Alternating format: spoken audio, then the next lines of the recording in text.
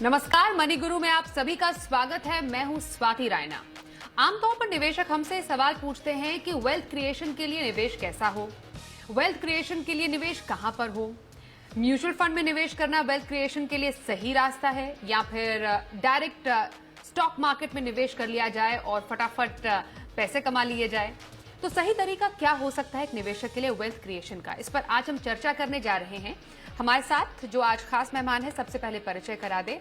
हमारे साथ हैं वाइज इन्वेस्ट एडवाइजर्स के सीईओ हेमंत रुस्तगी। हेमंत जी, आपका बहुत स्वागत है मनी गुरु में आज। Thank you Swati. क्या खास चर्चा आज हम हेमंत जी से करने जा रहे हैं। सबसे पहले उसकी सुर्खियों पर एक नजर डाल लेते हैं। आज के शो में क्या है खास, आज जानेंगे वेल्थ क्रिएशन के लिए कहां पर करें निवेश, स्टॉक या म्यूचुअल फंड, इक्विटी निवेश का सही तरीका क्या है, स्टॉक मार्केट में एंट्री का सही समय क्या है, साथ ही म्यूचुअल फंड कब खुद खरीदें और कब लें सलाहकार की मदद।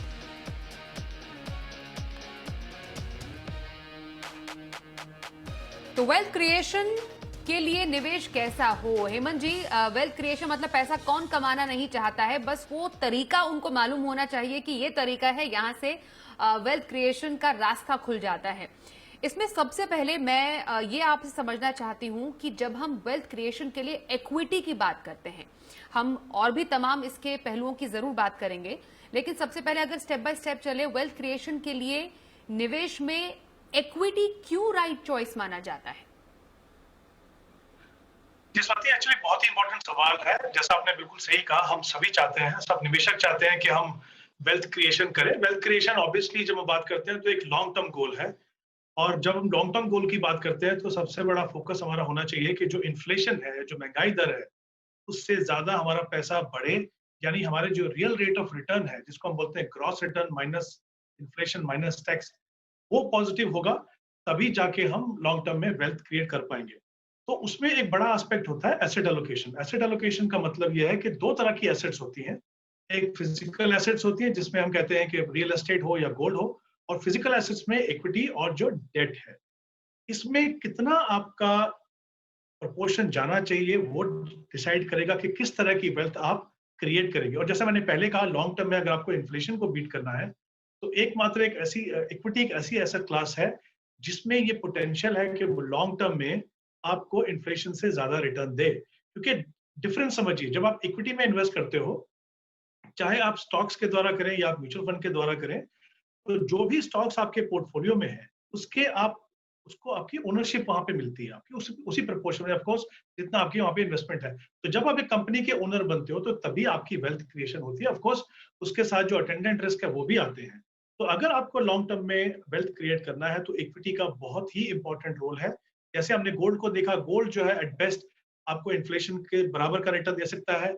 डेट जो है वो सेफ है, तो उसमें पोस्ट टैक्स रिटर्न अगर आप देखें तो इन्फ्लेशन को बीट करना मुश्किल है। रियल एस्टेट एक जमाने में अच्छा रिटर्न दिया करता था, बट पिछले कुछ सालों से और आगे भी शायद कुछ सालों, मुझे लगता है कि रियल एस्टेट में उस तरह की पोटेंशियल नहीं है। तो एकमात्र इक्विटी एक एसेट क्लास है जिसमें पोटेंशियल है कि वो आपको रियल रेट ऑफ रिटर्न जो है वो आपको पॉजिटिव दे। ऑफ कोर्स उसके लिए इंपॉर्टेंट है कि इक्विटी क्या क्या पोटेंशियल है उसको समझना, लेकिन उससे सही तरीके से फायदा कैसे उठाया जाए। यानी इक्विटी जो है बाय नेचर वॉलेटाइल है, समय समय पे हमने देखा वॉलेटिलिटी होती है, उसको आपको कैसे झेलना है, आपकी स्ट्रेटेजी क्या है, क्या आप डिसिप्लिन इन्वेस्टर हैं, क्या आपका टाइम होराइजन लंबा है, और क्या आप उससे कमिटेड है। तो ये कुछ चीजें अगर आप ध्यान रखें, इक्विटी में इन्वेस्ट करें, तब जाके आप वेल्थ क्रिएशन कर सकते हैं। ओके, तो ये तो हमने समझ लिया हेमंत जी कि वेल्थ क्रिएशन के लिए इक्विटी ही राइट चॉइस है। आपने दो तरीकों की यहाँ पर बात की, एक डायरेक्ट इक्विटी यानी शेयर बाजार में निवेश करना, डायरेक्ट इक्विटी जिसे कहते हैं, जैसा हमने कहा, और दूसरा म्यूचुअल फंड का रास्ता अपनाना। अब इसमें निवेश से कैसे वेल्थ क्रिएशन की चाबी खुल सकती है, इस पर तो हम आएंगे ही, लेकिन उससे पहले इनके बारे में समझना भी जरूरी है, खासतौर पर उन निवेशकों के लिए जिनको शायद ये सोचने में या ये समझने में ज्यादा इंटरेस्ट हो कि आखिरकार ये होता क्या है।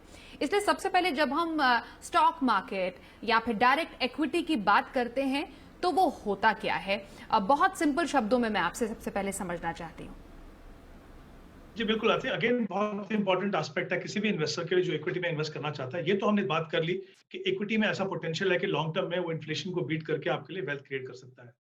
अब इक्विटी में इन्वेस्ट करने के 2 तरीके हैं। एक तो आप सीधे-सीधे स्टॉक मार्केट में जाएँ, दूसरे आप अगर चाहें तो म्यूचुअल फंड के द्वारा जाएँ। तो अगर हम स्टॉक मार्केट की बात करें, स्टॉक मार्केट का मतलब क्या है?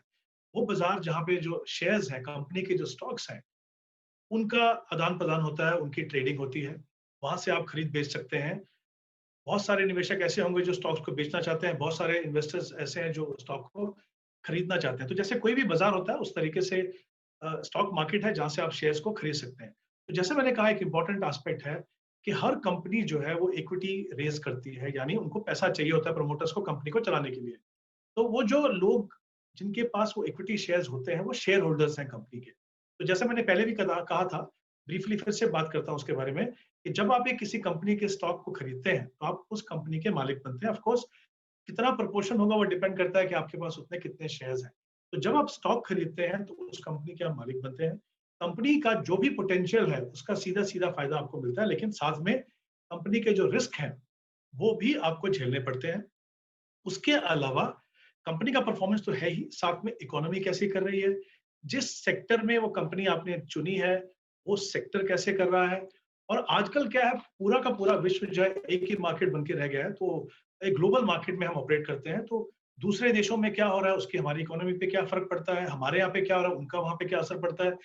और जैसा मैंने कहा इकोनॉमिक फैक्टर्स, जियोपॉलिटिकल फैक्टर्स, ये सभी और बजट में समय-समय पे मार्केट्स के बारे में, सेक्टर्स के बारे में क्या अनाउंसमेंट होती है। तो जब आप स्टॉक खरीदते हैं तो आपके पास एक क्षमता होनी चाहिए कि आप किस तरह की कंपनी चुन रहे हैं वो बहुत क्लियर होना चाहिए। स्टॉक में कब खरीदना है, कब उससे बाहर जाना है, और जितने भी फैक्टर्स की मैंने बात की, उसका आपके पोर्टफोलियो पे कितना इम्पैक्ट है, वो आपको समझना बहुत ज़रूरी है। तो बिल्कुल अगर आप चाहें तो डायरेक्टली स्टॉक में इन्वेस्ट कर सकते हैं, कंपनी के मालिक बन सकते हैं।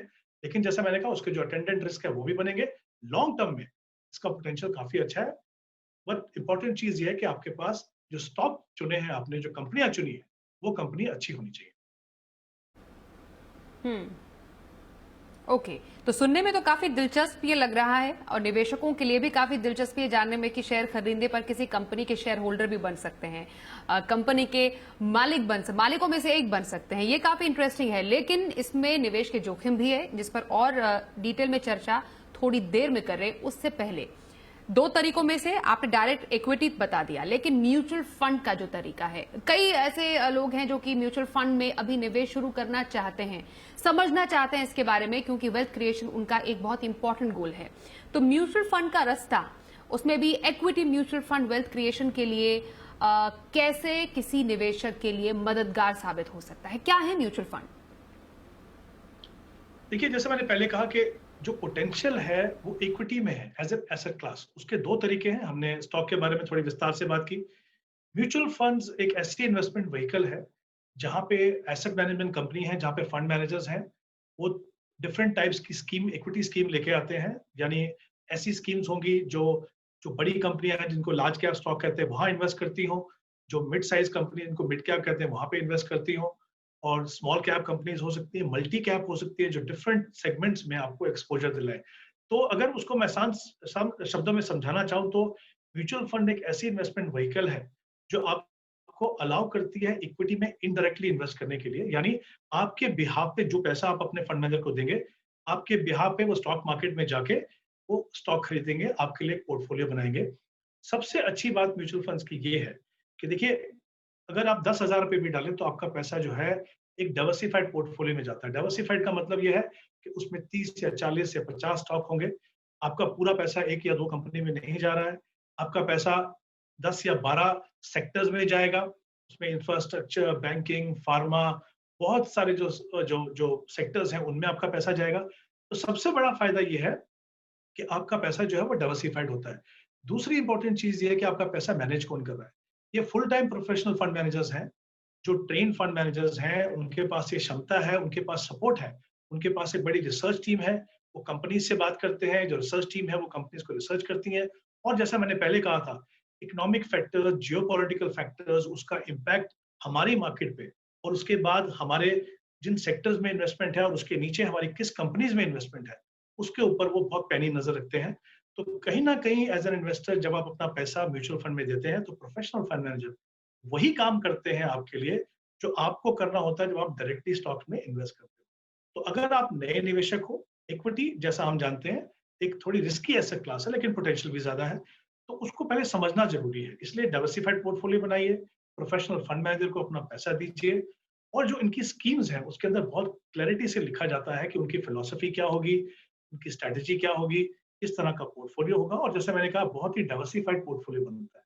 तो शुरुआत करने के लिए किसी भी निवेशक के लिए म्यूचुअल फंड एक बहुत ही इंपॉर्टेंट इन्वेस्टमेंट व्हीकल है। हाँ, एक बार आपको कुछ सालों के बाद ये समझ में आ गया कि इक्विटी के रिस्क क्या है, कैसे स्टॉक सिलेक्शन करनी है, तब चाहे तो आप स्टॉक्स में डायरेक्टली जा सकते हैं, बट शुरुआत करने के लिए म्यूचुअल फंड एक काफी इंपॉर्टेंट इन्वेस्टमेंट व्हीकल। हम्म। ओके। और इसी पॉइंट से तुलना भी दोनों की आ जाती है। आपने काफी हद तक ये क्लियर कर दिया है कि शेयर बाजार अगर वेल्थ क्रिएशन के लिए सही तो क्यों सही, अगर क्यों नहीं सही तो क्यों नहीं सही, और म्यूचुअल फंड से अगर शुरुआत करना है तो क्यों सही है। और इसके साथ ही मैं कुछ पॉइंट्स दर्शकों को दिखाना चाहती हूँ साथ के साथ, एक समअप करने के लिए इस पूरे डिस्कशन को अब तक के, कि शेयर बाजार नए निवेशकों के लिए शायद नहीं, क्योंकि आपको थोड़ा इसमें एक्सपर्टीज, थोड़ा सा रिसर्च की जरूरत होती है, जबकि म्यूचुअल फंड जो है वो नए निवेशकों के लिए एक बेहतर ऑप्शन है अगर आपको इक्विटी में ही निवेश करना है। उसके अलावा आपके पास डेट और बहुत सारी कैटेगरीज में निवेश करने का मौका मिलता है।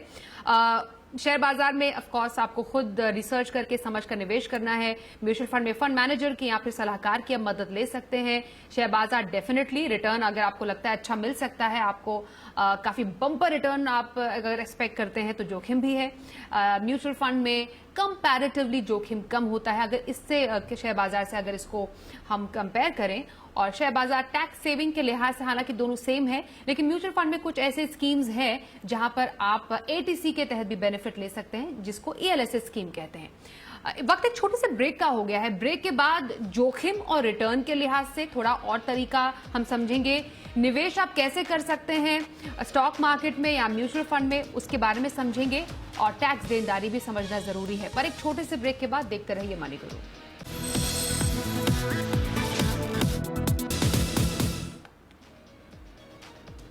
आज हम बात कर रहे हैं वेल्थ क्रिएशन के लिए क्या सही, डायरेक्ट इक्विटी या फिर म्यूचुअल फंड में इक्विटी फंड का रास्ता। हमारे साथ है हेमंत रुस्तगी। हेमंत जी, स्टॉक मार्केट और म्यूचुअल फंड की बारीकियां हम समझ रहे हैं, दोनों की तुलना भी हमने काफी हद तक समझी, लेकिन थोड़ा कैटेगोरिकली मैं आपसे अब रिटर्न के बारे में समझना चाहती हूँ कि स्टॉक मार्केट में जैसे निवेशक कहते हैं कि अब बढ़िया रिटर्न चाहिए और अगर जल्दी पैसा कमाना है तो शेयर बाजार में पैसा लगा दो। वहीं अगर म्यूचुअल फंड की बात करें तो उसका जो एक रिटर्न का मैकेनिज्म है वो थोड़ा अलग होता है, डिफरेंट होता है। दोनों में अगर अंतर समझे तो रिटर्न का जो ये पूरा एक तरीका है वो कैसे है, कैलकुलेशंस क्या कहती हैं? देखिए स्वाति, जनरली स्पीकिंग अगर मैं बात करूं, दोनों को कंपेयर करूं कि अगर आपने डायरेक्टली स्टॉक मार्केट में इन्वेस्ट किया और उसके मुकाबले में आपने अगर म्यूचुअल फंड में इन्वेस्ट किया, तो जनरली स्पीकिंग पोटेंशियल कहाँ पे ज्यादा है, तो वहां पे मैं सीधा सीधा कह सकता हूँ कि स्टॉक में अगर आप डायरेक्टली इन्वेस्टमेंट करते हैं स्टॉक मार्केट में तो पोटेंशियल वहां पे ज्यादा है। उसके दो तीन कारण हैं। अगर आपके पास वो क्षमता है, कैपेसिटी है, वो कैपेबिलिटी है कि आपने सही स्टॉक्स को चुना, तो ये ऐसा हो सकता है। दूसरा, जनरली स्पीकिंग अगेन आप कुछ कम ही स्टॉक अपने पोर्टफोलियो में रखेंगे, 10 या 15। तो जब भी एक आप कंसंट्रेटेड पोर्टफोलियो बनाते हैं और सही चुनाव आपने किया है, और अगर आप इसको कंपैरिजन कर रहे हैं उस समय पे जब स्टॉक मार्केट ऊपर जा रहा है, तो डेफिनेटली आप देखेंगे कि स्टॉक की जो है रिटर्न जो है वो बेहतर है। लेकिन रियलिटी में क्या सभी के साथ ऐसा होता है? रियलिटी में ऐसा नहीं होता है। तो काफी समय एज एन इन्वेस्टर आपकी स्टॉक सिलेक्शन सही नहीं होती है, आपकी एंट्री सही होती है, शायद एग्जिट नहीं होती है, क्योंकि स्टॉक मार्केट में ये बहुत इंपॉर्टेंट है कि कंपनी कितनी भी अच्छी हो, लेकिन अगर आपने उसका स्टॉक सही प्राइस पे नहीं खरीदा तो फिर आपके पैसे बनने थोड़े मुश्किल हैं। जो आम निवेशक के लिए ये समझना थोड़ा सा मुश्किल है। आपको लगता है कि एबीसी कंपनी है, बहुत अच्छी है, उसका प्रोडक्ट अच्छा है, सेक्टर अच्छा है, मैनेजमेंट अच्छी है, तो उसमें अगर इन्वेस्ट किया तो पैसा बनेगा। पैसा बनेगा, शायद उतना नहीं बनेगा जितना आपको लगता था, जितनी आपको उम्मीद है, क्योंकि सही प्राइस पे खरीदना जरूरी है। सही समय पे अगर आपको वहां से निकलना है तो भी बहुत ही जरूरी है। सच्चाई ये भी है कि स्टॉक मार्केट कभी भी एक ही डायरेक्शन में ऊपर नहीं जाती है। सच्चाई ये है कि स्टॉक मार्केट में वॉलेटिलिटी आती है समय समय पे। अभी कुछ समय पहले हमने देखा कोविड के समय पे कि बाजार कम से कम 40% नीचे गिरा और उसके बाद बाजार ऊपर आया। तो इस तरह की एक्सट्रीम वॉलेटिलिटी तो खैर कम देखने को मिलती है, लेकिन 5 से 10% की करेक्शन तो समय समय पे हमको देखने को मिलती है। तो वो क्लियरली डिपेंड करेगा कि किस तरह का पोर्टफोलियो आपने बनाया है। दूसरी बात, अगर आप मान लीजिए एक आपने पोर्टफोलियो बनाया जिसमें लार्ज कैप स्टॉक्स हैं, बड़े दिग्गज बैंक्स हैं या बड़ी-बड़ी कंपनियां हैं, और आप एक ऐसी फेज में है जहां स्टॉक मार्केट जो है बुल रन के अंदर है, मान लीजिए वो अच्छे काफी समय से मार्केट जो अच्छा कर रहा है, तब अगर आप म्यूचुअल फंड में है, मान लीजिए मिड कैप स्टॉक में है, मल्टी कैप में है, स्मॉल कैप में है या किसी सेक्टर फंड में है, तो जाहिर सी बात है कि वहां पे आपको रिटर्न अच्छा मिलेगा। तो ये कंपैरिजन करने के लिए हमें बहुत सारे फैक्टर्स को देखना है। जैसे मैंने कहा, जनरली स्पीकिंग मैं कह सकता हूं कि स्टॉक पोर्टफोलियो में पोटेंशियल ज्यादा हो सकता है, लेकिन एज एन इन्वेस्टर अगर आपके पास उतनी क्षमता नहीं है कि आप स्टॉक सही चुने, आपके पास रिस्क टेकिंग कैपेसिटी कम है, तो फिर एक बात समझ के रखिए कि उसमें रिस्क भी बहुत ज्यादा है। तो इसीलिए जैसे मैंने पहले कहा कि शुरुआत जब करें तो म्यूचुअल फंड से करें, एक डाइवर्सिफाइड व्हीकल से करें, एक अच्छे फंड मैनेजर के पास जाएं। जब मैं अच्छे फंड मैनेजर की बात करूं तो मैं किस फंड मैनेजर की बात कर रहा हूं? मैं उन फंड्स की बात कर रहा हूं जो कंसिस्टेंटली उनके जो पीयर ग्रुप है, यानी उसी कैटेगरी के दूसरे फंड्स हैं, उनसे अबव एवरेज रिटर्न दे रहे हैं। वहां से शुरुआत कीजिए, समझिए equity as an asset class कैसे बिहेव करता है। उसके बाद आप जाइए स्टॉक में, और तब आप देखेंगे कि शायद आपका रिटर्न जो है बेहतर हो सकता है, लेकिन उसके जो अटेंडेंट रिस्क है उसको समझना बहुत जरूरी है। अगर स्टॉक सिलेक्शन सही नहीं है, टाइमिंग सही नहीं है, सेक्टर सिलेक्शन सही नहीं है, तो रिस्क भी बहुत ज्यादा बढ़ जाता है। रिस्क और रिटर्न के बाद आप समझते हैं स्टॉक मार्केट और म्यूचुअल फंड में निवेश का तरीका कैसा है। हेमंत जी, निवेश का तरीका स्टॉक खरीदने के लिए क्या हो सकता है, और म्यूचुअल फंड में क्या निवेश करने के लिए डीमैट अकाउंट होना जरूरी है? जी नहीं, आई थिंक ये बहुत ही इंपॉर्टेंट सवाल है और इंटरेस्टिंग भी है। किसी भी इन्वेस्टर को जो डायरेक्टली स्टॉक मार्केट में इन्वेस्ट करना चाहते हैं, उनके पास एक डीमैट अकाउंट होना जरूरी है।